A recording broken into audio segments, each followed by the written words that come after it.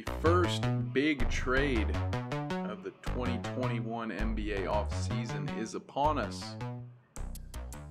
The New Orleans Pelicans have sent Steven Adams, Eric Bledsoe, 2 picks from tonight's draft, and a future top 10 protected first round pick from the Lakers that happens to be for next year's draft. And in return, they will receive Jonas Valanciunas and 2 picks in tonight's draft from the Grizzlies. Well, what does this all mean? Who won this trade? Did anyone lose?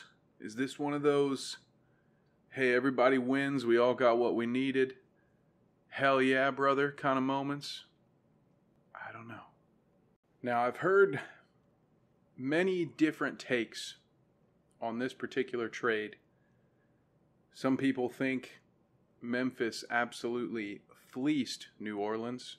Other people think, well, the exact opposite, that New Orleans walks away from this just smelling like a bed of roses or something that smells good.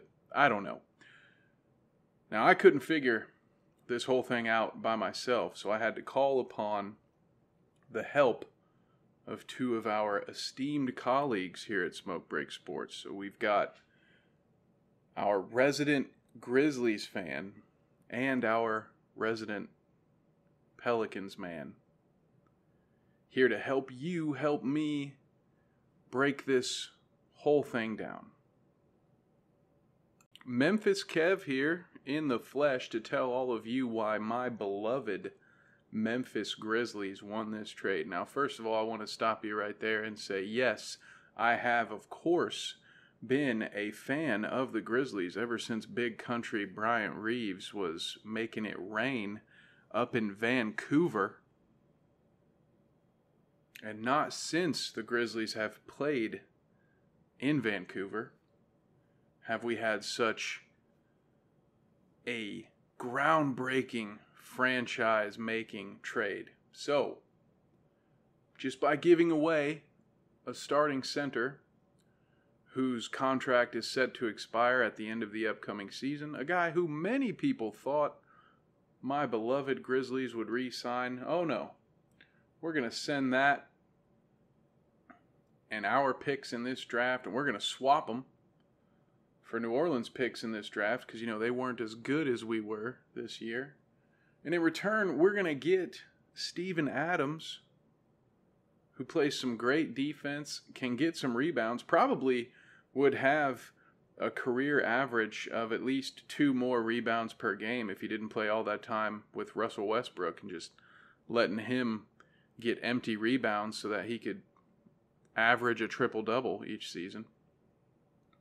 And we get, well, the ghost of Eric Bledsoe. But we'll talk about Eric here in a minute. I don't think he's actually going to play a New York minute for the Grizzlies. I believe he is what we call an asset. Someone who will likely be flipped and turned into something else for this squad. So with that 10th pick, moving up from 7 to 10, clearly, the front office in Memphis has someone that they want, because you can make the argument with this draft class and with a lot of draft classes that there's not a huge talent gap between the 10th overall pick and the 17th overall pick. So if you're making a move like this, chances are there's somebody you really want and you don't think they're going to make it to 17. But on top of that, what do you really have? You're getting a protected pick next year, so that's a second first-round pick that you'll have in 2022. It's a Lakers pick, and it's top 10 protected, which means you're all but certain to actually acquire it. There's no way, I think, even if the Lakers do trade for Russ Westbrook, which would be a huge mistake, they're still not going to be anywhere near the top 10 as far as the draft is concerned for next year. So you're going to get that pick. 40th overall pick this year, I doubt you can come at me in 2 years if it turns out that that 40th overall pick meant anything to the league. However, top 10 pick sounds good on paper, looks good. You're jumping forward. They must have a plan. They must have someone that they really want to get, and I'm excited to see who it is. Now, let's just compare momentarily Steven Adams to Jonas Valanciunas, who I will, of course, miss, being the diehard Grizzlies fan that I am. Steve plays better defense. He is in no way, shape, or form the offensive player that Jonas is. Now, Steve's going to make some layups, get some offensive rebounds with some putbacks, and rumor has it that he is going to focus the majority of his offseason on developing a three-point shot. And won't that be great if it happens? Jonas, good mid-range, good foul shooter. He shoots about 35% from three and shoots maybe one three a game. So if Steven can develop that spot-up three and become more of a Brook Lopez type offensive player. Now, he already is a better rebounder than Brook Lopez has ever been. Then that could be a pretty good, solid number 5. He's going to pair well with Jackson. Jackson is admittedly not a great rebounder in the front court, so Steven Adams can help shore up that, and he'll be, again, a solid rim protector on the defensive end. So to me, it's not a huge downgrade. If anything, if Steven can up some of the offensive aspects of his game, the fact that he's already under contract for an additional season makes this a pretty decent get for Memphis. They already have the backcourt talent, and our team has proven they can draft well. You look at Dillon Brooks, you look at Ja Morant, you look at Jackson. This team has cashed in on its draft picks as of late. And Eric Bledsoe, hey, rumors are already circulating that he will likely be traded again. And I wouldn't be surprised to see him hardly play. I wouldn't be surprised to see him not play for Memphis at all. But if he does play, it's going to be in a reserve role, likely coming off the bench. And he's someone that I ultimately assume will get moved. So it's just another asset that can turn into another future pick. The short-term future could be bright here in Memphis with Ja, with Dillon Brooks, with Jackson. Turn Bledsoe into something else. Hey, look out Memphis. This is a team that already made the playoffs thanks to the bubble. Might not be too far from making it to playoff prime next season. So if you ask me, Memphis Kev, it is clear as day that my beloved Grizzlies are the clear winner in this trade. Back to you, regular Kev. Oh, well, thank you. Thank you, Memphis Kev.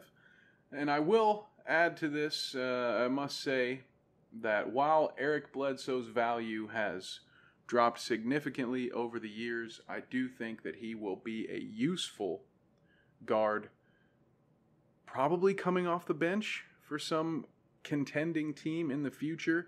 I mean, he's your classic combo guard, doesn't quite fit. He's not a prototypical point guard. He's certainly not a shooting guard that you would run an offense around.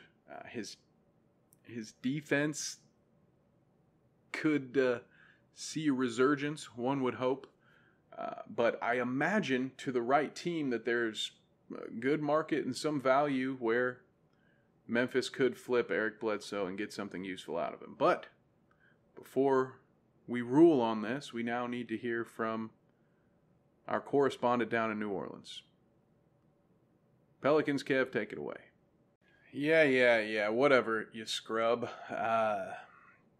Other Kev down here in Nolans telling you why. This is a no-brainer. I don't know why you had to bother waking me up from my sleep. I've been pre-gaming hard for the upcoming NBA draft, and now I have to wake up and somehow explain to you mouth-breathing Neanderthals why the Pelicans clearly won this trade.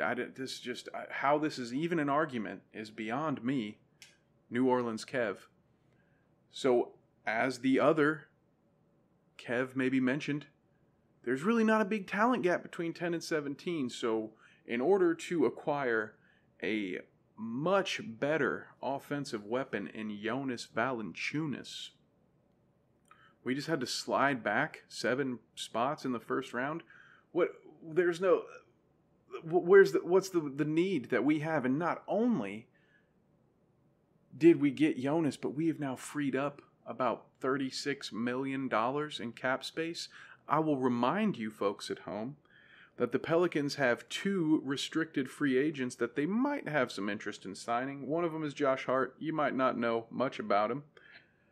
But there's this other fella named Lonzo Ball. Perhaps you've heard of him. He's one of the 3 big point guard free agents that everybody keeps talking about. Where's he going to go? Where's Lonzo going to go? Who's going to be Lonzo's new squad? Well, I'm here to tell you that the Pelicans can now offer a quality matching offer.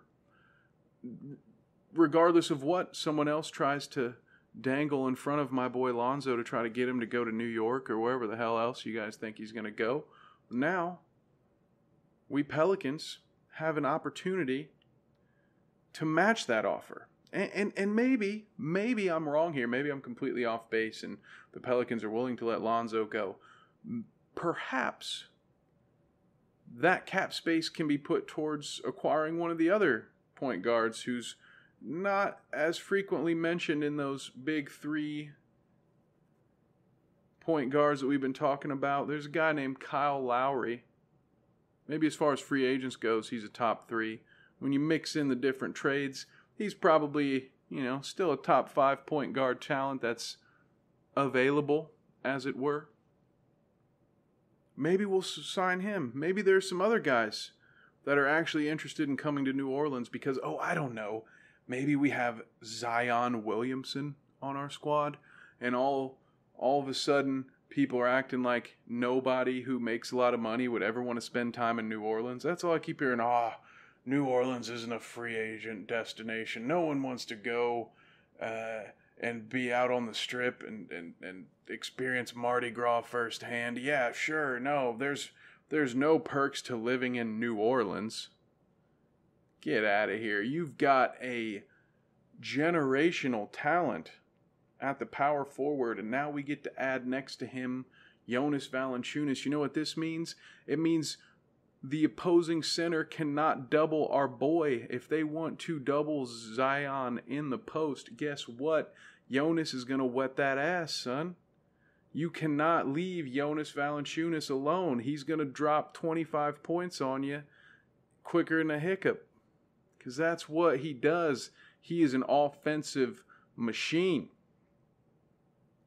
And all we had to do was slide back 7 draft spots. Well, you know what? We'll still get some talent at 17. And now we'll be able to make offers either to keep Lonzo and Hart or to go add new talent to this squad.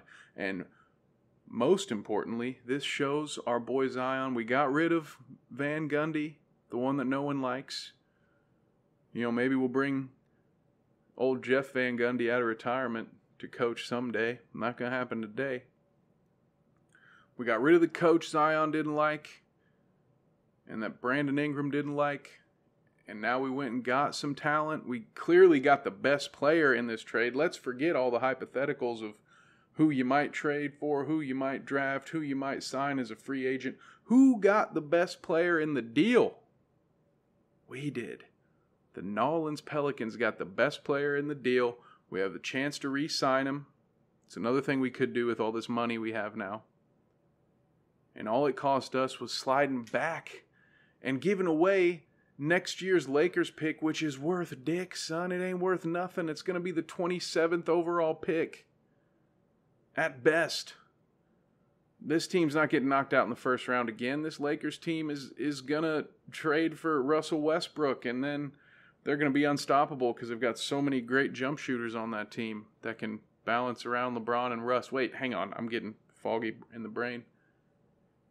Jonas Valanciunas means that Giannis better pencil the Pelicans in for that 6th seed next year, baby, because we going places. And Zion, resign. Please resign. I love you. I'll name my firstborn Williams or Zion or something. Anyway, Pelicans Kev out. I'm out. Well, there you have it, folks. Some compelling arguments, if I do say so myself. And for our final conclusion here, I will say that so much of this analysis is dependent on what happens later in this draft. Is Eric Bledsoe going to be on the move to another team? If so, this could really be looked at in a year or two as a big win by Memphis, who, in all honesty, I was surprised to see that they were moving off from who I personally deemed as the second best player on their team. Jonas Valanciunas is a great offensive big man. I fully expected them to come to a deal and re-sign him. I thought he was a big part of who they were as a team, their identity, as it were. Looking back at similar trades that happened earlier in the season, if you remember, the Bulls reached out to acquire Vucevic, and we all thought that was going to be a big game changer and that the Bulls would finish strong and end up in the playoffs after such an acquisition. And it really did not mesh well. And I think there is got to be at least some fear of that here in New Orleans because, well, you already have a pretty dominant offensive post presence. So is Valanciunas just going to play second fiddle? Is he willing to be a backup dancer and work with whatever offensive opportunities that he can get after Zion and hopefully Brandon Ingram have had their chance to eat? Some rumors swirling on whether or not old B.I. will be a Pelican next year. So we shall see. In the meantime, be sure to like and subscribe to Smoke Break Sports, whether it's on YouTube or via the podcast, because we will absolutely be breaking down some of the major draft picks, maybe even some of the picks that are not perceived by the general public to be big time and major. Like and subscribe.